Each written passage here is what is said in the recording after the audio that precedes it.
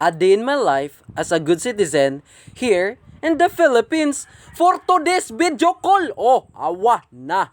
Oh, ako bito nagipislit ng iringa, anang sidlit iyang ko ano, igit oy. Tingala ko, uy, baho-baho man.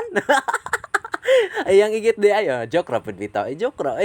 Love kay na mo na amo ang iring sa space. Awa ga-exercise naman si Blake mga mareng.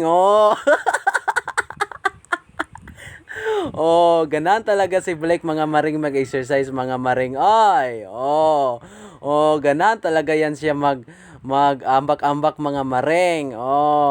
Ana jud na si Blake mga maring.